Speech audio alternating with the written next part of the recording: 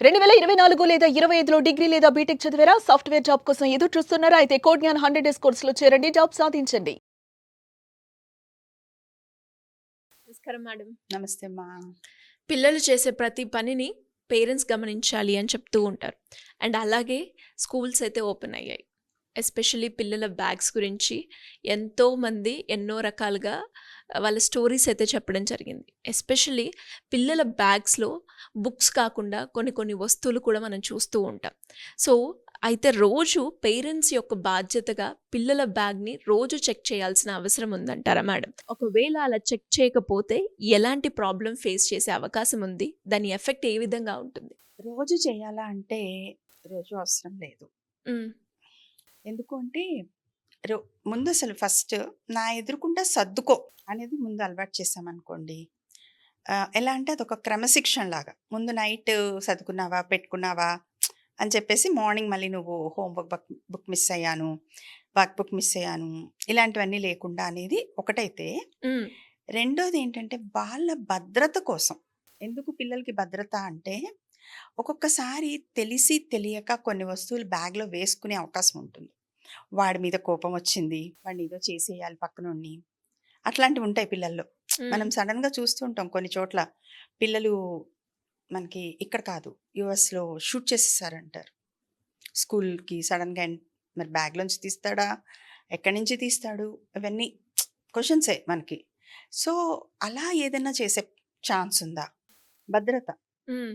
అలాగే ఏమన్నా పక్కవాడి నుంచి తీసుకొని తన బ్యాగ్లో వేసుకొని తెచ్చుకుంటాడా?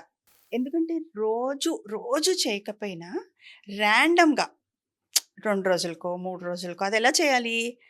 చాలా నాగ్గా చేయాలి తల్లిదండ్రులు. ఎందుకు? వాడి మీద నిఘా పెట్టాము అనుకోవద్దు, మ్మ్. వాడు హర్ట్ అవ్వద్దు, వాడికి నమ్మకం పోవద్దు మన మీద అవును, కదా. అవును. సో చేసినట్టు ఉండాలి, క్యాజువల్గా చేసినట్టు ఉండాలి. ఏది చూద్దాం, ఒకసారి తీయి, నువ్వు పెన్సిల్ చెక్కితే అందులో పొట్టంతా పడుతుంది, దులుపుదాము, డస్ట్ ఎక్కువైపోతుంది. డస్ట్ ఎక్కువైపోతుంది. సో కొన్నిసార్లు అలాంటప్పుడు ఓన్లీ హానికరమైనవి వస్తువులే కాకుండా కొన్నిసార్లు తినకూడని వస్తువులు, చాక్లెట్ రేపర్స్ లాంటివి ఎక్కువ అలాంటివి కూడా కనబడతాయి అవునవును కదా. మ్మ్. మనమేమో ఇంట్లో రిస్ట్రిక్షన్స్ పెడతాము, వాళ్ళేమో చిన్నపిల్లలు తెలియకుండా కదా తినేస్తూ తినేస్తారు. మళ్ళీ అది కూడా వెంటనే పట్టుకొని ఇదిగో అనకూడదు అనమాట. మ్మ్.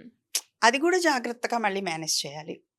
ఏంటి, ఎవరి బర్త్డే అయింది, ఎవరిచ్చారు. ఎందుకంటే ఇవాళ రేపు ఏమవుతుందంటే తెలియకుండా కొన్ని ఈ చాక్లెట్స్, ఈ సిగరెట్స్ ఇట్లాంటివి కూడా పిల్లల్లో పాస్ అయిపోతున్నాయి. ఇవి ఇవి మీ ఫ్రెండ్స్కి ఇస్తే అలాంటివి సంఘటనలు కూడా జరుగుతున్నాయి. సో అక్కడ కూడా జాగ్రత్తగా ఉండడం. రెండోది, ఏదైనా వీడు అనుకోకుండా ఎవరివన్నా ఎత్తుకుని వచ్చేసాడు అనుకోండి నచ్చిందని, మరి అది కూడా తప్పే కదా. మనకంటారు కదా, తోటకూర రోజే చెప్పలేదే నువ్వు అని. పెద్ద అయిన తర్వాత మనం ఏం చేయగలం? కాబట్టి ఆ చిన్నతనం నుంచే అలవాటు చేయాలి. తేకూడని వస్తువులు, లేకపోతే పక్కవాడివి పెన్సిలో రబ్బరో ఏదో నచ్చిందని తెచ్చేసుకోవడం. మ్మ్. రేపొద్దున ఏమవుతుంది, వాడికి లాజికల్గా చెప్పకపోతే అరే దొంగగా ముద్ర వేస్తారా నీకు, ఒక్కసారి చేసినా నువ్వు ఎప్పటికీ దొంగగా ఉండిపోతావు. ఆ చిన్నప్పుడు మనం వాళ్ళలో ఆ ఆలోచన చెప్పలేదనుకోండి, వాళ్ళకి తెలియదు పాపం. అట్రాక్షన్గా ఉన్నది తెచ్చేసుకోవాలి, లేకపోతే పుస్తకాలు పేజీలు చింపుతూ ఉంటారు పిల్లలు, ఆ పేజీలు కూడా అందరూ కుక్కేస్తూ ఉంటారు.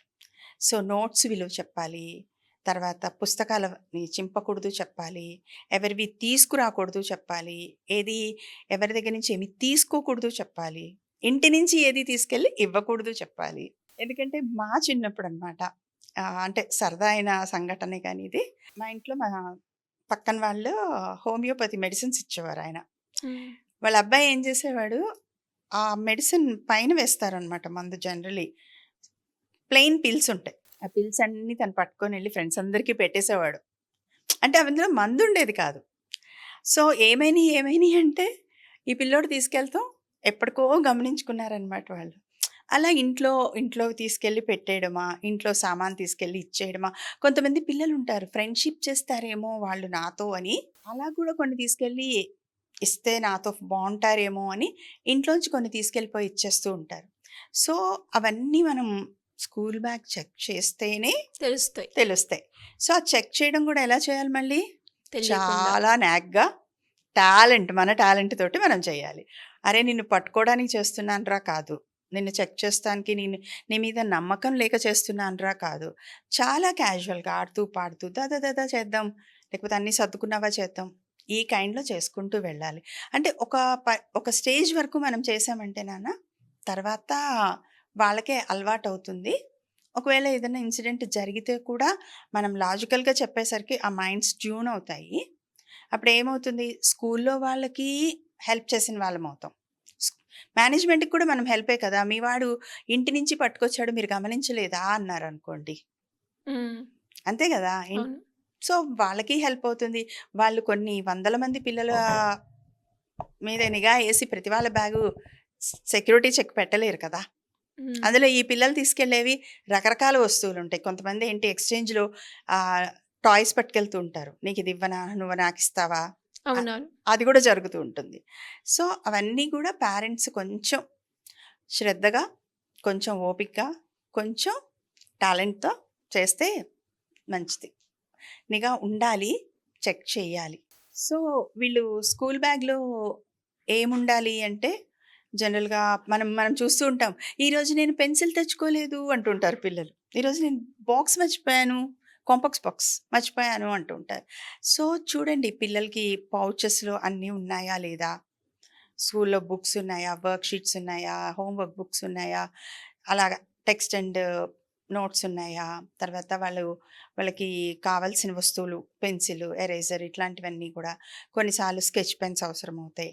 సో వాళ్ళ టైం టేబుల్ కూడా చెక్ చేయండి. ఈరోజు డ్రాయింగ్ ఉందా, డ్రాయింగ్ ఉంటే ఈరోజు మరి ఇవి పెట్టుకున్నావా, ఈరోజు ఆర్ట్ ఉందా, ఈ ఆర్ట్కి సంబంధించి ఇవి పెట్టుకున్నావా.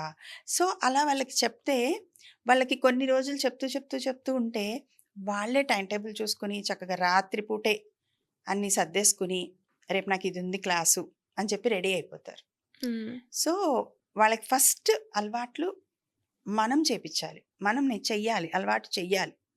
సో బుక్ ఉందా, పెన్సిల్ ఉందా, ఎరేజర్ ఉందా, స్కేల్ ఉందా, అన్నీ పెట్టుకున్నావా, ఇవన్నీ మనం చెప్పాలన్నమాట. So at once nobody knows anything కదా. Slowly gradually they learn.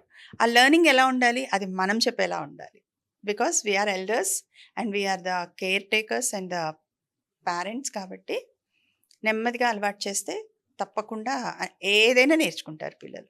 ఖచ్చితంగా మ్యామ్. అండ్ అలాగే డైరెక్ట్ వేలో కాకుండా ఇండైరెక్ట్ వేలో కనుక మనము బ్యాగ్ని చెక్ చేయాలి.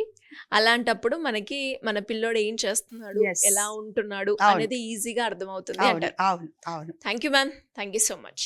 వెల్కమ్ నాన్న.